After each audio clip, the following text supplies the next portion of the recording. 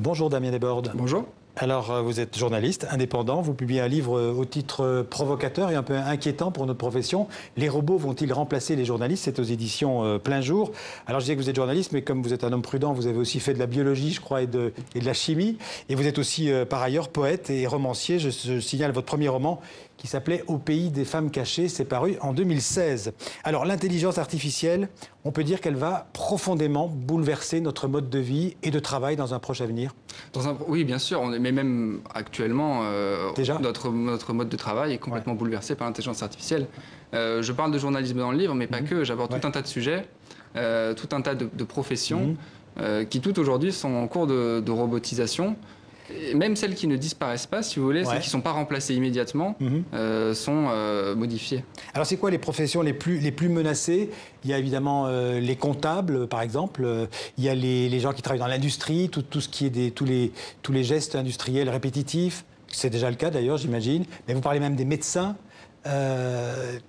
Les avocats? Alors effectivement, le vrai progrès aujourd'hui en intelligence artificielle, c'est ce qu'on appelle l'apprentissage renforcé automatique. C'est ce qui permet à des logiciels, aujourd'hui en journalisme, d'écrire des articles qu'on pourrait croire réservés à une élite du journalisme, quoi. C'est ce qu'on appelle la GAT, la GAT, la génération automatique de texte. La génération automatique de texte, effectivement. Et c'est là que vraiment le robot journalisme a une manière a trouvé une faille, parce que jusqu'à présent, comme vous l'avez dit, c'était surtout les tâches routinières. Donc dans le journalisme aussi, il y a des tâches routinières qui ont été automatisées très rapidement, donc la veille notamment.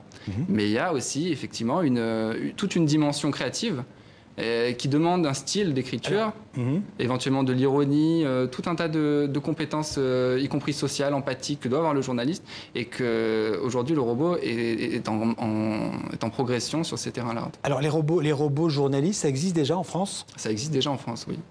Par exemple, j'ai vu que vous parliez du Monde qui avait testé ce robot journalisme en 2015 au moment des élections régionales. Ça a commencé en 2015 en France. C'était un partenariat entre Le Monde, le journal Le Monde et la société Syllabs qui ont traité les résultats départementaux, des élections départementales, et qui ont réussi à écrire 36 000 articles, donc en une seule soirée. Il y en a dans votre bouquin, on les lit, on a l'impression que ça a été écrit par un journaliste. Alors, c'est pas très compliqué puisque c'est les résultats électoraux. C'est assez basique. C'est assez simple. C'est le premier pas de la génération automatique de texte. Et il y a d'autres pas derrière. Alors, créer un contenu original, c'est pas pour demain, ça? Eh bien si, justement. Enfin, il y a déjà des exemples, notamment le journaliste Marlowe. Moi, je dis que c'est un journaliste. Lui se dit plutôt sociologue électronique parce que bon, il est en ligne. Mais c'est aussi un journaliste parce que chaque jour, il écrit une chronique, tous les soirs un peu avant minuit. Il publie une chronique et je vous encourage à aller le lire parce que c'est assez bluffant. Alors il fait des petites fautes de français de temps en temps, mais il a une capacité, on dirait presque qu'il a une conscience, parce qu'il a une capacité presque de recul sur lui-même de temps en temps. Je peux vous citer éventuellement une phrase qu'il a dite. Il a choisi un sujet d'article d'une de ses chroniques sur l'intelligence artificielle et il a eu le recul de pouvoir dire « j'ai choisi ce sujet ». Parce que dans mon code, j'ai un petit programme qui fait que j'ai un programme. Je suis concerné, si vous voulez, je suis concerné par ce genre de problématique. Parce que moi, je suis un robot. Moi, je suis un robot. Et dire ça, ça sous-entend, bon, peut-être pas une conscience de soi, mais est-ce qu'on n'a pas déjà un début de recul, en tout cas, par rapport à ce qu'il fait. Alors, ça ne marche pas, heureusement, j'imagine, pour les télés, pour les reportages, pour les enquêtes. Partout, il faut aller sur place, sur le terrain. Là, le robot ne va pas remplacer le journaliste. Tout dépend de quel terrain on parle. Est-ce que Internet, Twitter, c'est pas déjà un terrain en soi? Twitter, c'est envahi de robots, vraiment envahi de robots. Alors c'est vrai qu'effectivement, vous avez raison, on n'enverra peut-être pas tout de suite des journalistes sur le terrain sous forme de drone. Peut-être un jour, je ne sais pas, mais aujourd'hui, non. Vous diriez que l'objectif de l'intelligence artificielle, c'est d'être meilleur que les humains, c'est de les dépasser? Alors, je ne sais pas si l'intelligence artificielle a un objectif.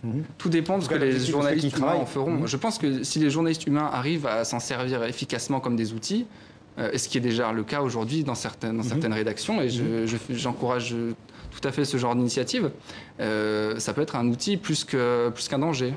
En tout cas, c'est une évolution qui semble inéluctable quand on lit votre livre. D'ailleurs, pour ceux que ça intéresse, vous dites qu'on peut aller sur le site de la BBC pour savoir si le métier qu'on fait sera remplacé par un robot. Oui, effectivement. Il suffit de rentrer le nom en anglais de notre métier et on a des pronostics assez intéressants. Oui. Alors, on n'a pas beaucoup de temps, donc je renvoie à ce livre passionnant. Les robots vont-ils remplacer les journalistes? Et vous l'avez bien compris, ça ne concerne pas que les journalistes. Merci en tout cas, Damien Desbordes, d'être venu en parler. Merci beaucoup. Dans le 64.